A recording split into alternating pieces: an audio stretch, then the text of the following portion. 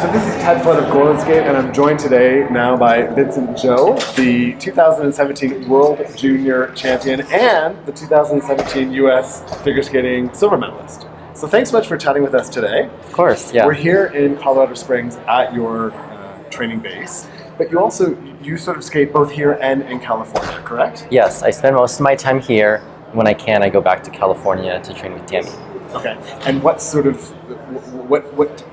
what do you do there versus what do you do here, and is this working for you having two training bases? Yeah, it actually is working for me. Over there, we work on packaging my program and just training the choreography with the jumps. And Tammy's a great all-around coach, so we work on everything over there. And here, I have Coach Tom Zakrysiak to work on my jump technique, which he is amazing at. Okay. And then Drew Meekins, who does program work, choreography work. He helps train my programs, chases me around the ice and, works on my posture and my movement and everything that I need for better component scores. Right. And I also work with Catherine Hill here. She is a dance teacher, and I take dance classes from her a few times a week. So that's, help improve my movement and interpretation of music. Yeah. Has it sunk in yet that you are the world junior figure skating champion? Do you feel like it? Does it take a while? I don't know, honestly. Okay. It's like I go back and watch the videos and it's kind of like, whoa, I did that. But it's not really like, I don't walk into the rink thinking I'm the junior world champion, everybody. Right. I walk into the rink thinking, I'm me, I'm here to train, I'm here to skate. Yeah. So I don't really let it affect my mindset that much. Like I still have lots ahead of me, so I'm not going to let this just one victory, cloud everything out. Sure. 형의 방으로 오렴. 지금 여기 이지방 유메나 메뉴를 지금 형이 이렇게 지금부터 이제 맛있게 식사를 할 예정인데, 너와 이 식사를 같이 할 영광을 너에게 부여하겠노라. 너에게 1분을 주지. 1분 안에 너가 온다면 방송을 끄지 않을 것이고, 1분 안에 오지 않으면 그대로 방송 종료. 스타워치 들어갑니다. 그러면 사실 지민이가 올 것 같지 않으니까 슬슬 마무리 멘트를 하겠습니다. 네, 끝났습니다. 그러면 저의 방송은 여기까지 하도록 하겠습니다. 안녕. I first went to a festival when I was 18. I was living in Aberdeen, in the north of Scotland. I had a car at the time, which was my granddad's old car, and it was a Lada, the old Russian cars, and it was a bit of an old banger. It didn't have an alternator. At the time, I knew nothing about mechanics. I don't really know much about mechanics now, but at least I know that you need an alternator for the car to work. The alternator, for anybody who doesn't know, makes all the electricity work. It's the generator that powers everything. And so we drove from Aberdeen to Glastonbury, which is quite a long way. It's like from the north of Scotland down to the south of England. It's the full length of the UK. And we drove it without an alternator.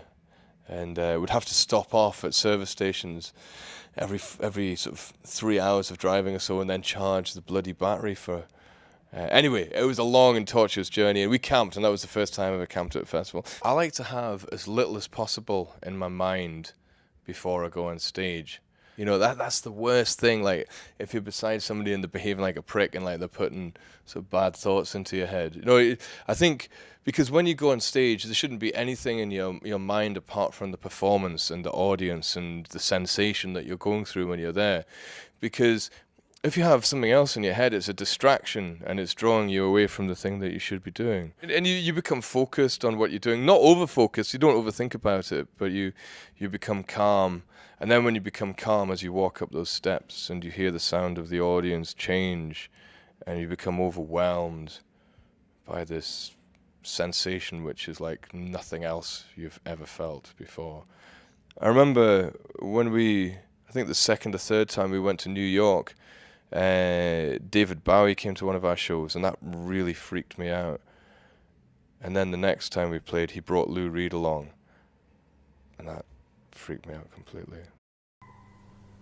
I started with the next line which is I want to sing like a continuous echo of splitting hymens. So I think for me that text about the singing and the splitting is kind of a connection between a certain type of, I guess, openness in singing, of sacrifice in singing, like of giving yourself and cutting in yourself a little bit, in order to give something that has an otherness in the voice, and maybe a very sort of sincerity that is in the sound more than in the words, so that it can really split a face open, it can split words open, and it can split ideas of sexuality open. For me, there's a big connection between singing and sexuality, and there's also like this connection, I think, in my lyrics between the mouth and the sexual organ.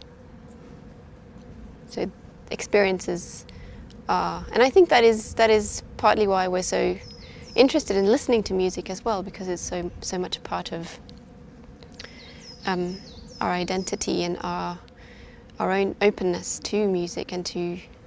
Because King Joffrey, really, like, there are no redeeming features whatsoever to this guy, sure there aren't. Pretty much no.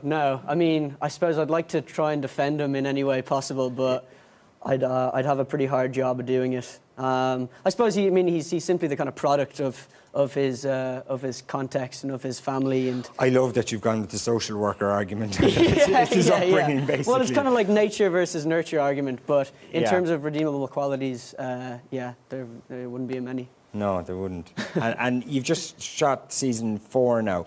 Am I right in thinking that King Joffrey dies in season 4? I don't know. I actually don't. I'm not sure. I mean, in the books, he kind of passes away. I think in the 3rd book, or maybe in the 4th book. Sometimes they're divided in different ways. But in terms of the television show, I think there'd be a few HBO snipers coming to attack me if I were to. Blogosphere was really pretty mature. It had matured, though, to a place that was really designed for editorial publishing. So kind of everything after movable type had a title, several paragraphs of text, a footer, a permalink page with comments. All blogs really took the same form, which is great for that type of publishing. But something that I really wanted out of my website, out of my blog, was something much more free form, something much less verbose, where I could share the things that I was like working on, the things that I was just kind of coming across on the web, be it like a funny YouTube video or a photo of something I just took. Yeah. And the tools at the time really weren't built for that. So like way before I had mock-ups for the actual like CMS for the publishing interface, it was all just what I wanted my blog to look like. And it was something, I was pulling a lot of inspiration away from what some of the avant-garde bloggers were doing at the time that diverged from WordPress blogs. Basically. And so what happened then? Like you did that and people were like, that's cool, I want that too, or? That community was, I think, already sort of growing. I think there was a community of people that was playing with things that looked less like a WordPress blog and more like what a Tumblr blog is today. And I started by designing my own, and then started thinking about what the tool would look like to do this. And as soon as I started to think about the tool and how interesting and different it would sort of be, I started to see that there was maybe more people than just myself out there who would get a kick out of using something like that. I see. Yeah. And then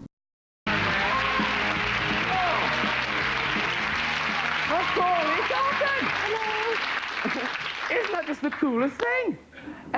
Welcome, sir.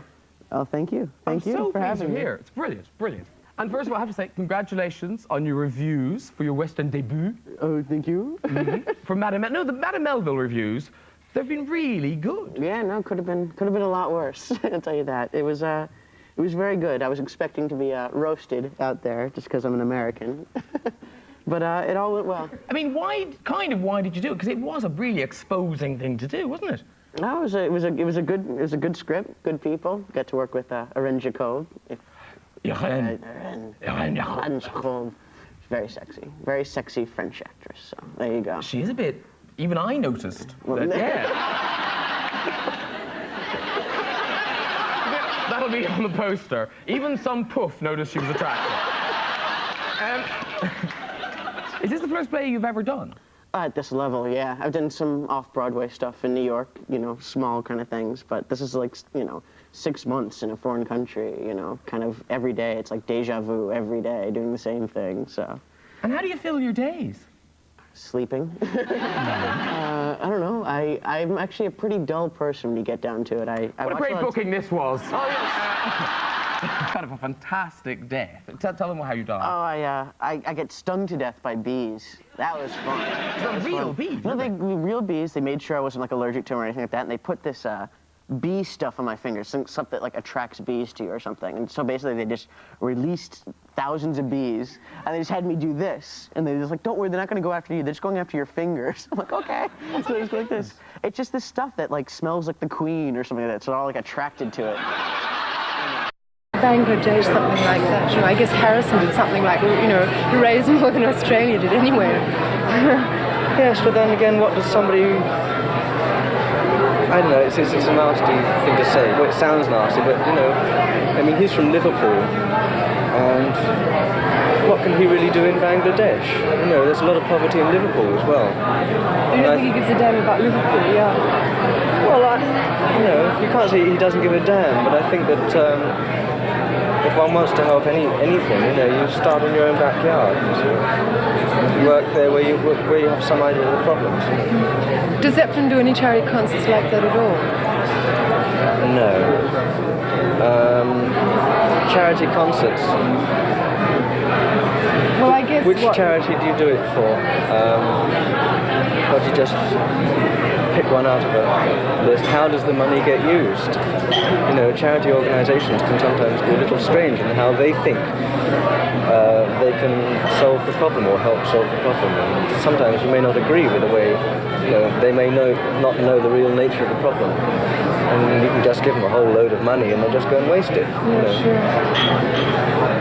It's very hard to know what to do with it. I think it's easier just to entertain people. Does Zeppelin make any films at all? You know, are you involved in anything outside of the music? No, not as yet. Doubtless we shall get round to it one day.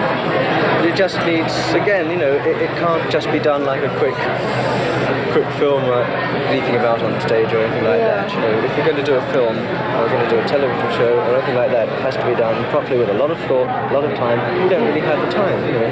Yeah. Touring takes up a lot, albums. You know, being musicians, music takes up most of our time. You know, if we were filmmakers, then we could make films.